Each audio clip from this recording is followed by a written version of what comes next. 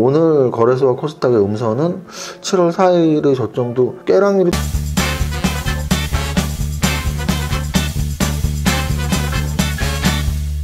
대표님, 다현씨 왔어? 주말 잘 보내셨어요? 나 주말에 혼자 청계산에 올라갔다 내려왔는데 산이라서 그런지 제가 거기서 유튜브 라이브 방송을 켰었는데 3, 4분 지나서 멈추더라고요. 끊김 현상. 그래서 뭐 내려와서 다시 키기도 뭐하고 해서 그냥 흐지부지 끝났는데 그래도 또 재밌게 봐주신 분들이 있으셨어갖고 감사합니다. 그리고 참고로 제가 작년에는 거의 매주 밸런스 산악회를 갔었고요. 올해 상반기에는 한 달에 한 번 정도 갔었는데요. 지금 하반기에 한 달에 2번 정도로 지금 일정을 미리 다 잡았어요. 8개의 산, 서울, 강원, 충청, 전라남북, 경상남북, 경기 이렇게 해서 모든 도에 한 번씩 가려고 8번을 잡았거든요. 그 일정을 공지를 해드릴 테니까 등산에 관심 있으신 분들, 근데 이제 정상에 올라갈 수 있는 체력이 되셔야겠죠. 그래서 등산에 관심 있으신 분들은 이번 주 내로 아마 올라갈 것 같으니까 관련 참고 영상 보시면 좋을 것 같습니다.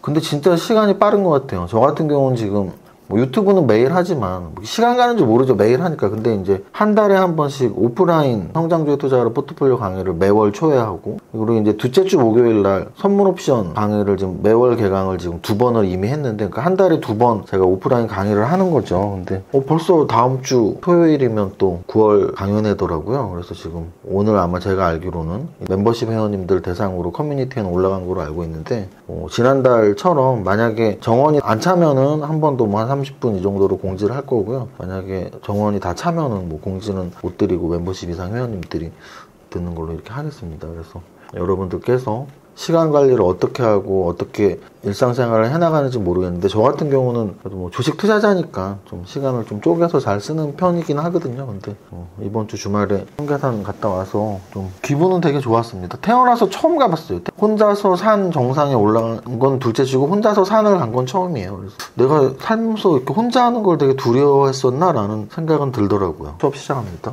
오늘은 좀 힘 빠지는 월요일이에요. 제가 오늘 장종 시황에 지지부진 월요일이라고 했는데, 오늘은 오전에 시황 쓸 때만 해도 그냥 양선에 마이너스 한 0.78% 수준이었으니까 지지부진이라는 표현을 썼는데, 종가 기준으로 보면 사실 지지부진이 아니죠. 종가 기준으로는 많이 빠진 월요일입니다. 많이 빠진.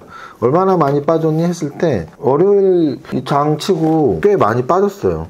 거래소는 1.21% 하락했고요. 코스닥은 2.25% 하락했어요. 그래서 코스닥 2.25% 하락은 꽤 오랜만에 하락률이에요. 7월 초에 단기 상승이 끝난 건 아닌가라는 의구심이 들 정도로 몸통이 꽤 있는 음선이라서 많이 아쉬웠습니다. 하지만 이 정도 갖고는 끝난 거라고 할 수는 없고, 또 조정이죠. 단기 상승에 따른 반락. 이제 이게 깊어지면, 사실은 이 조정이 깊어지면 그 다음 표현은 뭐겠어요? 전저점 테스트하러 가나? 근데 또 만약 전저점을 깨면 전저점 붕괴. 그럼 이제 다시 또 원점에서 시작. 어떤 원점에서 시작이에요? 어쨌든 저점을 확인해야 돼요. 저점을 확인해야지 상승장이 오는 건데, 그 저점이라는 건 안 깨져야 되거든요.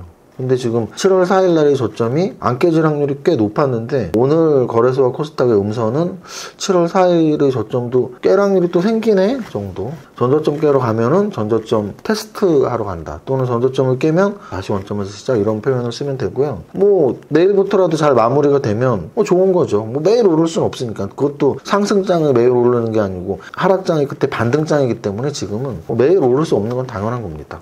또 하나는, 사실 제가 여러 번 말씀드렸지만 우리나라만 약할 때가 있어요. 예를 들어 오늘 아시아 증시 전체에서 보시면 우리나라 거래소가 1.21, 코스닥이 2.25가 빠졌는데 일본은 0.5 수준이고요. 심지어 상해는 올랐고요. 홍콩도 많이 빠진 것 같지도 않았단 말이에요. 마이너스 0.3. 즉 그냥 플러스 또는 마이너스 0.5 사이예요. 우리나라를 뺀 일본, 홍콩, 상해 등 아시아 각국의 증시는요. 그런데 우리나라는 그럼 왜 거래소가 마이너스 1.2, 코스닥이 2.25가 빠졌니 해서 예전에도 한번 그 말씀 드렸는데요. 지금 7월 4일 이후 반등장이라서 말씀을 한 번도 안 드렸지만 한 3-4달 전 지수가 약했는데 해외 증시보다 유독 우리나라가 더 빠졌던 시기가 있었죠. 그때 제가 뭐라고 말씀드렸는지 기억 잘 해보세요. 우리나라가 미국 증시 또는 유럽 증시, 아시아 증시보다 특히 우리나라가 빠질 때 그때 제가 뭐라고 그랬었냐면 2가지를 체크하라고 했었거든요. 환율하고 외국인 순매수, 순매도, 매매 동향. 그럼 오늘 환율은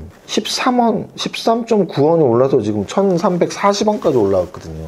기사도 나왔죠. 글로벌 금융위기 8년 저점 지나서 2009년 4월 이후에 지금 거의 13년 만에 최고 환율이다라는 기사도 나왔었고요. 일단은 우리 증시가 특별히 많이 빠진 건 환율 때문이겠지라는 추정을 할 수가 있습니다. 당분간 또 환율을 좀 봐줘야 되는. 그러니까 1,300원 이상 돌파까지만 해도 또 그런대로 버텼는데 1,340원까지 와버리니까 야 이거 14년 만에 이렇게 올라왔어? 뭐 이런 거죠. 그래서 다시 좀 1,300원 밑으로 내려가는 모습이 나왔으면 좋겠고요. 환율이 올라간다는 건 우리나라 돈의 가치가 싸다는 얘기고요. 우리나라 돈의 가치가 싼 이유는 상대적으로 지금 우리나라와 미국 달러의 비율이니까 우리나라 돈이 싸다는 얘기는 달러가 비싸다는 얘기인데요. 꼭 우리나라만의 문제가 아니고 달러가 비싼 건 지금 세계적인 현상이긴 해요. 미국이 계속 금리를 올리고 있고 시장이 불안하니까 안전자산 선호 현상이 나오고 있기 때문에. 근데 그럼에도 불구하고 다른 아시아 각국의 증시보다 우리가 더 많이 빠지는 건 우리나라의 돈의 가치가 더 많이 약하다 정도로 해석할 수 있기 때문에 환율 좀 체크 계속 해봐야 될 것 같습니다. 여기까지 시장 전체에 대한 말씀을 드렸고요. 만약에 이 오늘 정도의 하락이면 전저점 테스트하러 가는 거니? 라고 묻는다면 저는 아직은 아니야 라고 대답하고 싶어요. 오늘 하루 정도의 하락으로 전저점 깨러 가는 거 아니야 라는 생각은 아직은 아니야 라고 말씀드리고 환율이 좀 1,300원 밑으로 가면 금방 안정을 찾을 것 같아 라고 말씀을 드리고 싶어요. 거래소 시총 상위에서 거래소가 뭐 한 1.2% 3% 빠졌으니까 그 정도 하락이 이제 평균값인 거죠. 그래서 삼성전자는 그냥 평균값 빠진 거네. 어쩌면 또 6만 원에 딱 끊느냐, 그죠? 종가가 딱 6만 원이고요. 평균값보다 좀 더 빠진 것만 말씀드리면 삼성 바이오로직스가 1.9% 빠졌고요. 삼성 SDI가 2.9% 빠졌고, 카카오가 2%. 다행스러운 거는 한 2, 3일 빠졌던 기아가 오늘 플러스권에서 마감을 한 거네요. 두산 에너빌리티도 이렇게 막 강하진 못했지만 그래도 플러스 0.71% 상승 마감했고요. 전체적으로 플러스에서 너무 잘 버텼다라고 할 만한 종목들은 크게 눈에 띄진 않습니다. S51이 3.72%면 오늘 같은 날은 굉장히 많이 오른 거죠. 그 정도, 3% 이상 오른 S51 정도, 또는 다시 유럽 쪽에 가스 가격 얘기 나오면서 한국가스공사 2% 상승. 또 오늘 결국은 그러니까 뭐 두산 에너빌리티, 한국가스공사 이런 종목들이 오른 거 보니까 결국은 또 뭐 에너지 관련주들이 오늘 강했구나 정도로 말씀을 드릴 수가 있습니다. 시총 상위 종목의 핵심은 뭐 오늘 별로 오른 것도 없어. 오른 종목, 티가 나는 종목, 대형주 별로 없어. 떨어진 날 그렇죠 뭐.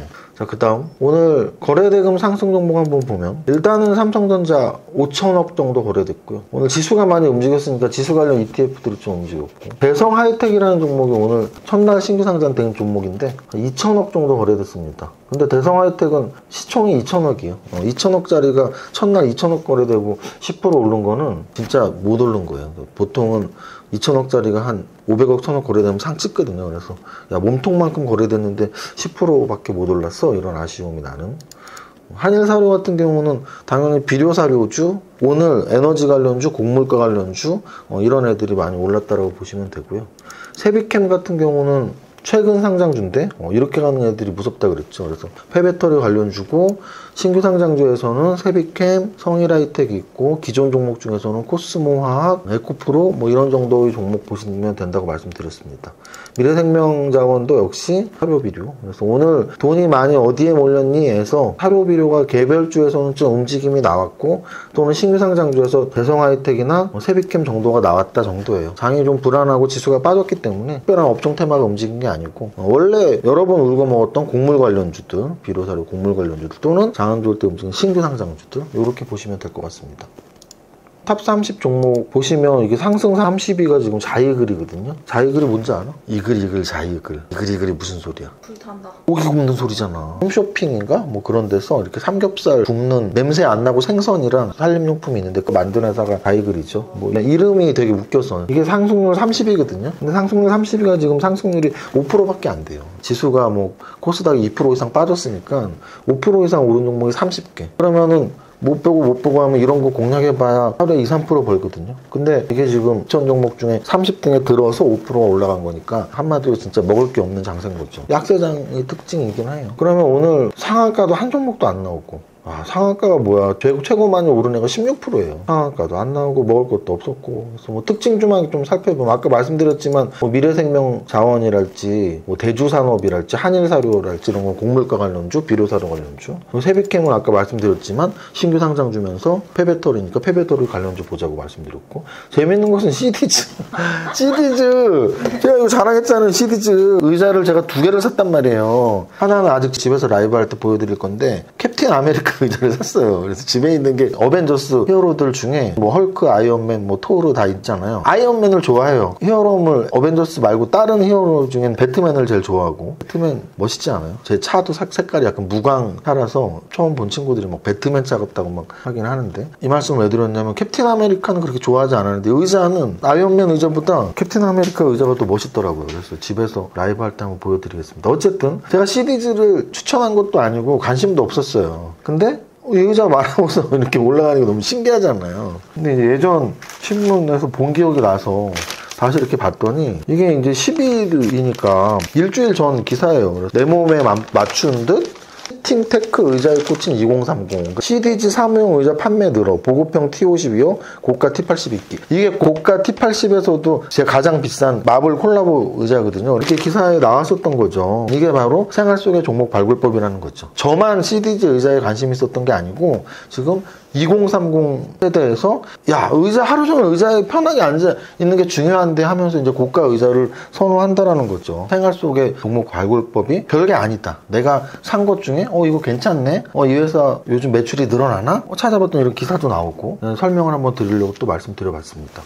그리고 오늘도 특징 있는 종목들이 탑 30에는 일단 기본적으로 대부분이 곡물과 관련주들, 식량 관련주. 요 또 위에 보면 대주산업도 그렇고 한일사료도 그렇고 효성, OMB, 남해화학 다 뭐다 이게 사료, 비료 관련 곡물과 관련주들이고, 범한퓨얼셀도 재밌네요. 범한퓨얼셀 같은 경우는 수소 관련 신규 상장주거든요. 그래서 신규 상장주 중에서 수소 관련 또는 뭐 폐배터리 관련 또는 AI 의료 관련 또는 자율주행 관련 이런 좀 성장성이 있는 업종의 신규 상장주는 관심을 가질 필요가 있더라고 말씀을 여러 번 드렸고, 그게 바로 제가 말하는 8테크 8가지 돈 버는 기법 중에 하나인 신규 상장주 공략법이에요. 특수한 성장 업종으로 상장된 종목들에 관심을 가져라. 생활 속의 종목 발굴법은 내가 뭐를 샀는데 이거 쓸만한데? 괜찮은데? 옆 사람도 사네? 시가총액 상위 비교법은 오늘 어떤 업종에 올랐어. 그 업종의 대장주가 확실히 오르긴 했네. 요즘 같으면 원전주의 대장인 두산에너빌리티 또는 방산주의 대장인 하나 에어로스페이스 이런 애들이 잘 버티고 있으니까